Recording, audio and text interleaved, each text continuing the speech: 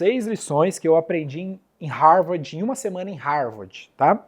Para quem me acompanha aqui, sabe que tem uma imagem, eu passei uma semana em Boston, em Harvard, fazendo um curso que se chama Leading Professional Service Firms. Então é liderança de serviços profissionais, que é um curso que eu busquei fazer, já que eu estou no mercado de serviços profissionais, e vamos lá trazer para você um pouco do que eu aprendi nisso. Então, para todo mundo aí que tem uma consultoria, um business de serviço profissional, contabilidade, serviço de marketing, foi muito desse tipo de gente que estava lá fazendo esse curso, que já tem muitos anos em Harvard, e eu vou trazer um pouco das minhas visões lá que eu aprendi com vocês, tá? Primeiro aspecto é organização da estrutura e do progresso de carreira, organização da estrutura organizacional e progresso de carreira dos indivíduos. Esse é um dos principais aspectos de uma empresa de serviço profissional, porque ela é uma empresa onde a matéria-prima são pessoas. Então, obviamente, esse é o primeiro grande tópico. Então, um lance que eles falam muito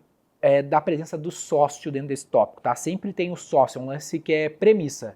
Eles nem falam, eles dão uma pincelada assim que partnership é sem sombra de dúvidas, dar sociedade para executivos é algo tipo assim, nem se discute, isso é óbvio, todas têm, todas as empresas que estavam lá têm partnership. Então qualquer empresa de serviço precisa ter um partnership para poder trazer as pessoas que têm maior relevância para o cliente, para o partnership, para a sociedade, para continuar levando a firma para frente. Todas têm isso. E aí eles falam muito sobre uma palavra chamada leverage. Todo momento eles falam sobre leverage, que é, não tem nenhuma tradução muito clara, que é tipo alavancagem, algo do gênero, mas toda hora eles ficam te perguntando qual que é o teu leverage em várias coisas. Que é um papo até para outro vídeo falar mais sobre isso, mas dentro desse primeiro elemento, eles falam do ponto ótimo de sócios ou managers, né, gerentes, diretores, para associados. Então, traduzindo para generalizar aqui, quantas pessoas super seniors que você tem para quantas pessoas players, júniors você tem, vamos dizer assim. Isso é o teu leverage. Então, quem tem 1 para 1 tem pouco leverage. Quem tem um cara sênior para 10, 100, ele tem mais leverage, tem mais alavanca, porque ele paga um salário muito alto para muitos salários pequenos, teoricamente vai conseguir abraçar mais clientes. Então isso é um lance interessante, só que isso também tem um impacto na qualidade. Tá? Quanto menor o leverage, ou seja, um sócio sênior para um júnior, maior é a qualidade. Então, o principal case que eles trazem da empresa que tem maior lucro por sócio, que é um outro indicador que eles chamam de PPP, Profit per Partner. Quem tem o maior Profit per Partner no mundo, que faz cerca de $1 milhão, um número absurdo, assim, acho que é 9 milhões de dólares por partner de lucro, ela tem um menor leverage, ela tem 1 para 1, tá? Só que eu vou falar um pouco mais para frente, eu não acho que isso seja muito indicado. Acho que tu tem que ter um leverage aí ideal de 1 para 10, né, de um cara muito sênior para os júniors. Esse sênior tem que estar sempre em contato com o cliente e os júniors vão aprendendo com o sênior, desdobrando o trabalho ali no dia a dia, tá? Mas é um elemento interessante, tá? Pensar nas fases de carreira das pessoas, obviamente, para levar elas para esse momento, e foco muito grande na retenção dos profissionais. Tem muito, obviamente, essa associação na qualidade do serviço. Como a qualidade do serviço está associada ao que eu acabei de falar dos partners, que normalmente são pessoas que foram desenvolvidas dentro da empresa porque eram júniors, isso depende de um plano muito forte para reter, como, por exemplo, ter um partnership para levar essas pessoas a sócios, tá?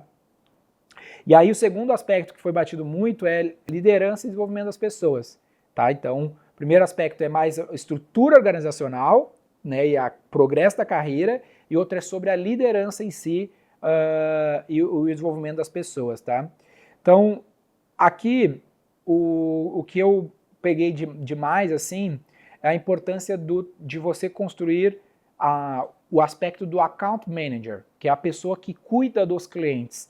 Então, a liderança dentro de uma empresa de serviço profissional, ela é muito do time com os clientes, no meu ponto de vista, mais do que com as pessoas, com as outras pessoas da empresa. Quem a gente tem que liderar é o cliente. Se a gente não consegue liderar o cliente, esse é o grande insight diferente de coisas que vocês já sabem, tá? Tô pegando coisas que não sejam tão óbvias. Que é o quê? Pô, dentro do tópico de liderança, a gente sempre pensa da liderança da porta para dentro, mas a gente está falando da liderança da porta para fora, liderar o cliente. O teu time tem que ter essa capacidade de construir um relacionamento, um vínculo para liderar o cliente, não só as pessoas que estão dentro da empresa, tá? Então, pensem nisso. Terceiro aspecto é forma de cobrar e compensação, né? Como que tu é pago em linhas gerais. Então, um lance que eu vi aqui que eu achei muito legal é que qualquer empresa de serviço profissional que tem escala, ela tem remuneração variável. Qualquer empresa de serviço que tem escala, ela tem remuneração variável, né? Value-based billing. Então, ela é remunerada com base no valor. Para vocês terem uma ideia, a empresa que era o case com o maior PPP, Profit per Partner, maior lucro por sócio, dos cases que eles trouxeram lá, ela trabalhava, era tipo um escritório de direito, auxiliando o que eles chamam de hostile takeover, que é aquisições hostis. Então, uma empresa de capital aberto, traduzindo aqui um pouco para vocês, ela pode sofrer uma aquisição hostil, que é alguém no mercado tentar comprar na força bruta, semelhante ao que aconteceu com a Get Ninjas agora recentemente no Brasil. Então, eles são um escritório de direito que protegem o CEO, né, os acionistas ali da empresa, de um possível, quando ela está sofrendo uma aquisição hostil, para ela não sofrer aquisição hostil, porque ela não quer ser vendida. Então, ela só ganha basicamente um variável. Se ela tiver sucesso e vencer a aquisição hostil, ela ganha um prêmio, né, uma porcentagem do valor que a empresa ia perder, alguma coisa baseada nisso. Então, esse é o primeiro aspecto, é variável. E dois, o willingness to pay, né, que a gente fala também em precificação, willingness to pay é a disposição a pagar. A disposição a pagar versus a disposição a servir, willingness to pay e willingness to serve, alguma coisa como essa.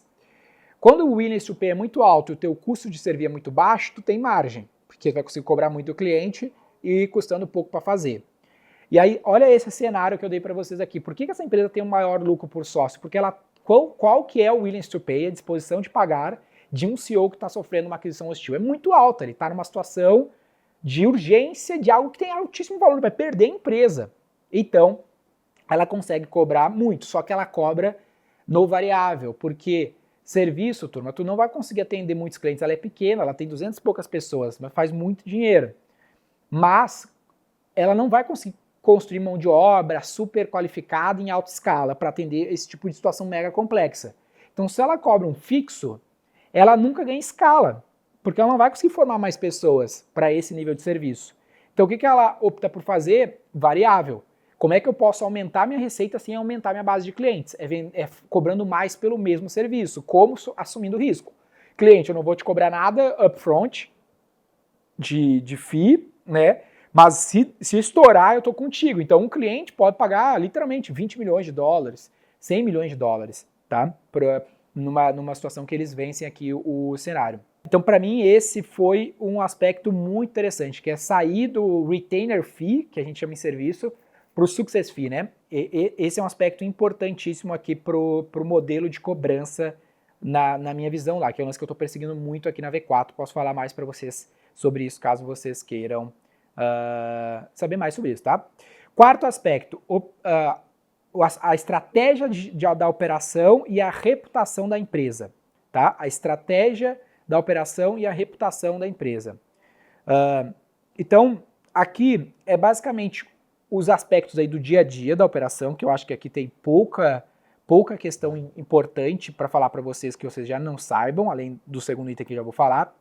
Só o primeiro que eu vou falar que está conectado com o anterior, dentro da estratégia de operação da empresa, o que eu acho que vocês têm que trazer, e nós aqui como empresa de serviço, foi esse meu insight, é como é que eu oriento a minha operação a buscar oportunidades de variável, tá? Em qualquer caso. Então lá eles falam de Accenture, Deloitte, KPMG, esses caras, a estratégia operacional, eles têm até uma expressão que a gente usa muito aqui na V4, que a gente aprendeu nesse contexto, que chama Landing and Expanding, que é landing, tu planta, que é entrar no cliente, e expanding, expande dentro daquele cliente. Então, a estratégia operacional é cavar mais oportunidades dentro do mesmo cliente. Então, eles estão, uma Accenture, uma McKinsey, eles vão, quem sabe a gente faz isso, aquilo, porque eu vi que tu tem esse problema, que nem o cara tinha visto, e se der certo, eu ganho X contigo. Posso tocar esse projeto? Estão sempre cavando estas oportunidades, tá? Então, esse é um lance interessante para mexer na tua estratégia operacional, porque a cabeça de uma empresa de serviço é sempre o que eu posso fazer para cobrar um FII hoje. Só que tu tem que fazer uma inversão de risco, tu só vai ganhar escala se tu tomar mais risco. Se tu não tomar risco junto com o cliente, tu sempre vai ficar com margem reduzida. Porque o willingness to pay, a disposição a pagar, ela é maior quando o cliente não está tomando risco. Se o cliente está tomando todo o risco, a disposição a pagar é mais baixa, porque o risco está com ele, então o prêmio vai ter que estar com ele. E junto a isso, a reputação da empresa, tá? Empresas de serviço são empresas de reputação. Não há o produto, né? Tu não compra o produto, a pessoa compra a tua reputação. Então, a estratégia para conter a reputação e tudo mais é um aspecto mega importante. Então, a maior parte das empresas de serviço, elas optam por não crescer headcount, né? Não crescer base de pessoas, porque tem um impacto em qualidade, tem um impacto em reputação, e elas vão para o modelo mais, como eu falo para vocês, cavar a oportunidade de mais variável, para poder ganhar muito por pessoa qualificadíssima, que é um pouco da estratégia de controle de reputação. Então tem que compor isso aí dentro do negócio de vocês, tá?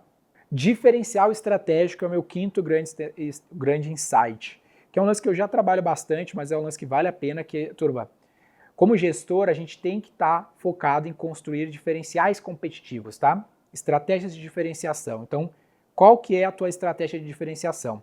Um dos próprios cases que no fim até ele fala uma frase que é: estratégia é sobre diferenciação e muitas vezes focar em o que você não vai fazer. Olha que interessante, bem interessante isso, tá? Enfim, como é que tu vai construir ativos que vão te tornar algo diferente?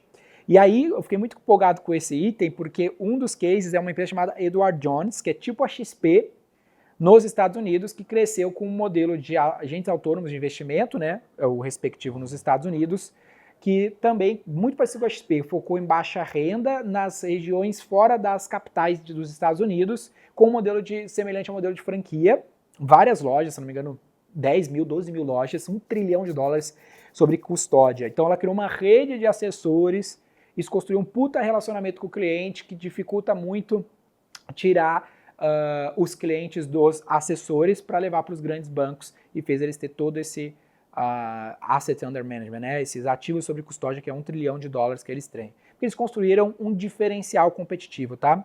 Então, perseguir a construção de diferenciais competitivos tem que ser um dos principais objetivos do gestor em qualquer empresa, mas era um dos tópicos que eles trouxeram aqui, tá? O que tu pode buscar que vai te criar uma identidade e te manter numa proposta única de vendas.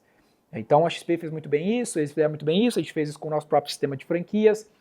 Conectado com o item anterior, buscando fazer estratégias de diferenciação, que é esse nosso quinto elemento, conectado com tudo que eu falei para vocês, vou dar um spoiler para vocês. Aqui na V4 a gente está trabalhando num projeto que a gente chama de Growth Capital, que é onde nós investimos no cliente. Olha esse posicionamento único, essa estratégia de diferenciação. Ao invés de eu falar assim, eu posso fazer teu marketing, te cobrar R$6 mil mais X de serviço, tu vai gastar 200 pau por ano de serviço em mídia e ferramenta e se der certo, parabéns para você, mas se der errado eu vou pegar meu dinheiro e vou virar as costas, que é assim que se vende serviço de comunicação no Brasil. O Growth Capital é um que a gente está trabalhando, a gente está investindo uma grana nele, cerca de R$1 milhão, para construir uma estratégia de diferenciação que é, eu não te cobro nada, eu vou investir na tua empresa, eu vou comprar mídia, para que se der certo, eu ganhe um sucesso. Conecta com o anterior e constrói um diferencial competitivo muito grande. Então, putz, isso aqui tem vários desdobramentos, mas a gente tem que perseguir a construção, isso é até uma das coisas que vocês podem pesquisar mais, né? Construção de ativos. Marca é um ativo. A gente construiu a marca da V4 como um ativo. O livro do cientista do marketing é um ativo. Né? Então, como é que tu constrói ativos? A gente é a única empresa de comunicação no Brasil que tem, o CEO publicou um livro sobre marketing que é best-seller. Isso é um ativo, é um diferencial competitivo na minha história com o cliente. Isso é um lance que a gente tem que fazer intencionalmente, tá? O sexto aspecto, turma, é um que é o teu controle de qualidade, né? O teu quality assurance, que é muito, muito presente em operações mais objetivas. Empresas de serviço são um pouco mais complexos de serem feitos, mas é um lance que foi falado bastante, principalmente com o uso de funções específicas para fazer esse papel, né? Que em tech é muito presente antes do QA, Quality Assurance. Então, como é que a gente consegue criar um processo ou funções específicas para fazer esse controle de qualidade? Um dos exemplos é o teu leverage do sócio por partner, né? do partner por associado. Então, muitas vezes o papel desse sócio, desse cap, desse head, desse manager é estar fazendo esse processo de controle de qualidade, com muito checklist, por exemplo, sempre envolvendo uma pessoa sênior em alguma fase do processo de check-up. Esse aqui até ele não é tão novidade para mim, mas é algo que eu vi que é interessante, porque a gente usa isso muito mais forte em tech, em algumas operações, mas não tanto no dia a dia da nossa operação, uma função de QA, sabe? Quality Assurance. Então isso está, na minha visão, entrando no job description do meu sócio, do meu head das operações de serviço da V4. Então essas são 6 insights sobre gestão de serviços profissionais para empresas de serviço que eu tirei dos 7 dias que eu passei fazendo um curso sobre esse assunto lá presencialmente em Harvard, em Boston, tá? Então, se você conhece alguém que tem uma empresa de serviço profissional, compartilha com ele, compartilha com seu sócio, troca uma ideia, quais elementos você já trabalha, quais você trabalham menos. Se tiver mais dúvidas, manda aqui no chat nos comentários que eu respondo para vocês. Lembrando que o meu objetivo é sempre impactar poucas pessoas que movem a economia, né? Sempre o resultado está na mão de poucos que impactam muitos, e esses poucos que eu estou focado. E eu meço isso através de ver os comentários de vocês. Se tudo fizer sentido, eu sigo produzindo mais conteúdo para vocês, tá bom? Então, tamo junto, valeu!